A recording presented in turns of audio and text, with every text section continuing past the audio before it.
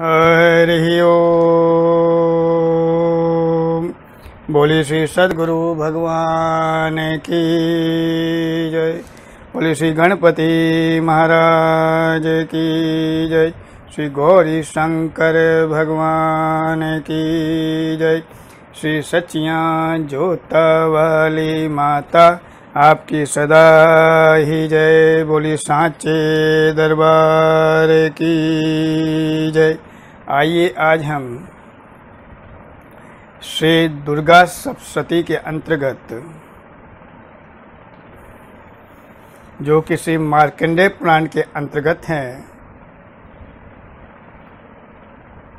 उसके 9वां अध्याय का श्रवण करते हैं। ध्यान। मैं अर्धनारीश्वर के श्री विग्रह की निरंतर शरण लेता हूँ। उनका वर्ण बंदूक पुष्प और सुवर्ण के समान रक्तपीत मिश्रित है। वो अपनी भुजाओं में सुंदर अक्षमाला, पाश, अंकुश और वरद मुद्रा धारण करते हैं। अर्धचंद्र उनका आभूषण है तथा वह 3 नेत्रों से सुशोभित हैं। राजा ने कहा, भगवान, आपने रक्त बीज के वश से संबंध रखने वाला देवी चरित्र का यह अद्भुत महात्म्य मुझे बतलाया। अब रक्त बीज के मारे जाने पर अत्यंत क्रोध में भरे हुए शुंभ और निशुंभ ने जो कर्म किया उसे मैं सुनना चाहता हूँ। ऋषि कहते हैं, राजन, युद्ध में रक्त बीज तथा अन्य दैत्यों के मारे जाने पर शुंभ और निशुंभ के क्रोध की सीमा न रही। अपनी सेना को इस प्रकार मारी जाती देख निशुंभ अमर्ष में भरकर देवी की ओर दौड़ा। उसके साथ असुरों की प्रधान सेना थी। उसके आगे पीछे तरफ पार्श्व भाग में बड़े बड़े असुर थे जो क्रोध से ओठ चबाते हुए देवी को मार डालने के लिए आए। महापराक्रमी शुंभ भी अपनी सेना के साथ मात्र गणों से युद्ध करके क्रोधवश चंडिका को मारने के लिए आ पहुंचा। तब देवी के साथ शुंभ और निशुंभ का घोर संग्राम छिड़ गया। वे दोनों दैत्य मेघों की भांति बाणों की भयंकर वृष्टि कर रहे थे। उन दोनों के चलाए हुए बाणों को चंडिका ने अपने बाणों के समूह से तुरंत काट डाला और शस्त्र समूह की वर्षा करके उन दोनों दैत्यपतियों के अंगों में भी चोट पहुंचाई।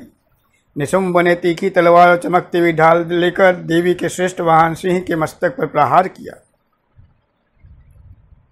अपने वाहन को चोट पहुंचने पर देवी ने शूर्प नामक बाण से निशुंभ की श्रेष्ठ तलवार तुरंत ही काट डाली और उसकी ढाल को भी, जिसमें 8 चांद जड़े थे, खंड खंड कर दिया।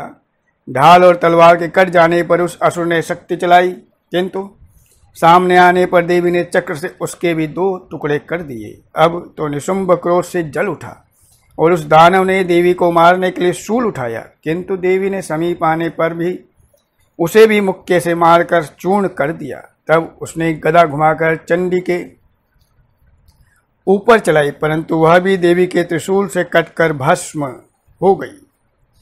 तदंतर दैत्यराज शुंभ को फरसा हाथ में लेकर आते देख देवी ने बाण समूह से घायल कर धरती पर सुला दिया। उस भयंकर पराक्रमी भाई निशुंभ के धाराशायी हो जाने पर शुंभ को बड़ा क्रोध हुआ और अंबिका का वध करने के लिए वह आगे बढ़ा। रथ पर बैठे बैठे ही उत्तम आयुधों से सुशोभित अपनी बड़ी बड़ी 8 अनुपम भुजाओं से समूचे आकाश को ढककर वह अद्भुत शोभा पाने लगा।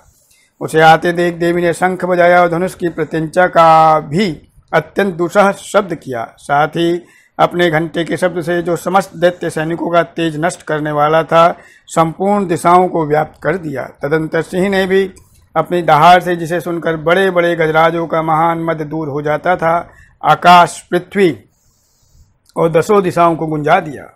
फिर काली ने आकाश में उछलकर अपने दोनों हाथों से पृथ्वी पर आघात किया। उससे ऐसा भयंकर शब्द हुआ जिससे पहले के सभी शब्द शांत हो गए। तत्पश्चात शिवदूती ने दैत्यों के लिए अमंगलजनक अट्टहास किया।